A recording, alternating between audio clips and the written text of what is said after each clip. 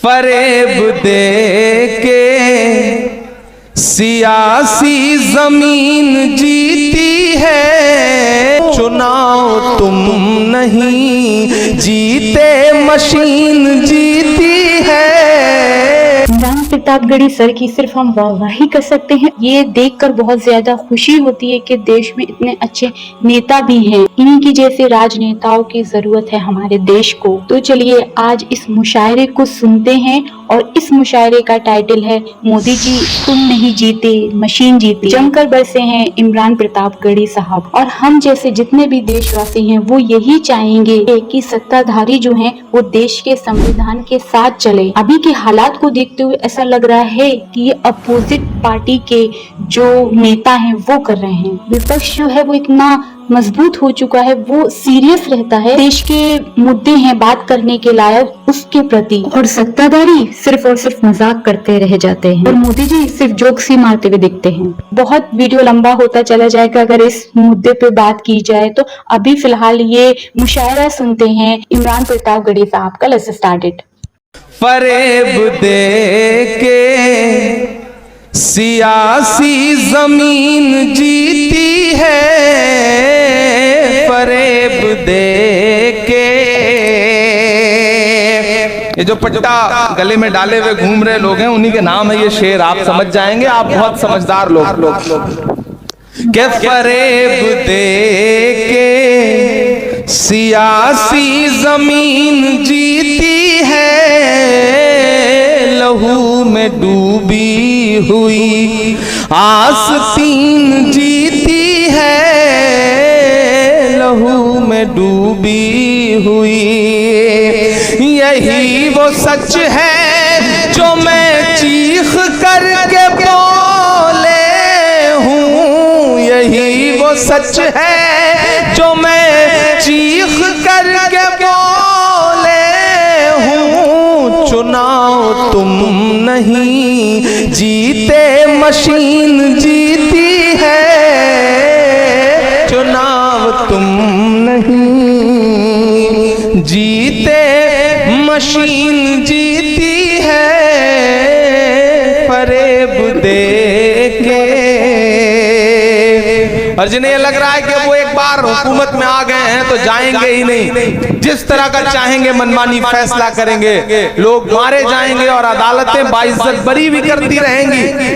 मैं तो उनके लिए बस ये 4 मिसरे पढ़ता हूं कि अब के बहुमत में है इस बार नहीं जाएगी, नाज है उनको के सरकार नहीं जाएगी। रब की लाठी में तो आवाज नहीं होती है, आह मजलूमों की बेकार नहीं जाएगी, आह मजलूमों की बेकार नहीं जाएगी।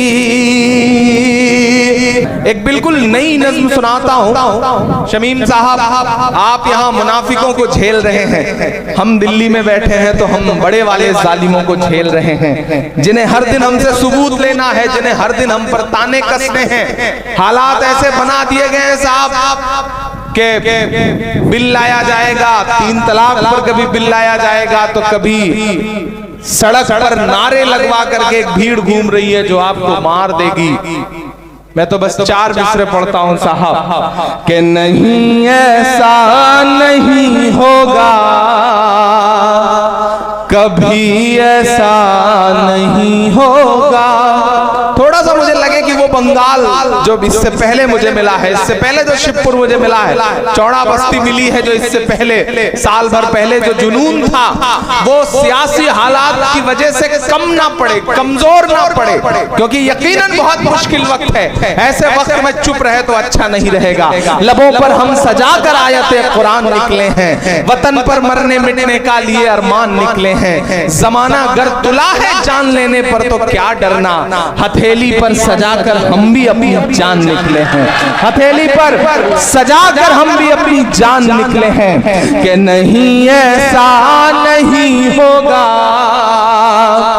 कभी ऐसा नहीं होगा, कभी ईमान का कुरान का सौदा नहीं होगा, कभी ईमान का कुरान का सौदा नहीं होगा। हमें तुम कत्ल कर दो शौक से मंजूर है, लेकिन अगर लगे कि पिछले 1 साल में इमरान कहीं से कमजोर नहीं पड़ा है तमाम मुश्किलों के बावजूद, तो मेरा हौसला बढ़ाने के लिए मेरा साथ देना। हमें तुम कत्ल कर दो शौक से मंजूर है, लेकिन शरीयत के किसी मुद्दे पे समझौता नहीं होगा, शरीयत के किसी मुद्दे पे समझौता नहीं होगा। और मेरी नई नस्लों, ये जो डराने वाले लोग घूम रहे हैं झुंड बना करके, मैं 4 मिसरे पढ़ता हूं कि न बुज़दिल की तरह तुम जिंदगी से हार कर मरना, तैयार रहना, न बुज़दिल की तरह तुम जिंदगी से हार कर मरना। अरे ईमान वालों जुल्म को ललकार कर मरना, अरे ईमान वालों जुल्म को ललकार कर मरना। कभी जब भेड़ियों का झुंड तुमको घेर ही ले तो, अगर मरना पड़े तो 4-6 को मार कर मरना, अगर मरना पड़े तो 4-6 को मार कर मरना। क्या दमदार उनकी नज्म थी, और सारे वर्ड्स ऐसे थे जो दिल को छूने वाले, और बहुत सारी ऐसी बातें उन्होंने बोल दी, दबे लफ्जों में सीधा वार किया है बीजेपी सरकार को। तो कमेंट में जरूर लिखिएगा आप लोग को इनका नज्म ये कैसे लगे। तो मिलते हैं नेक्स्ट वीडियो में, फिर अमान अल्लाह।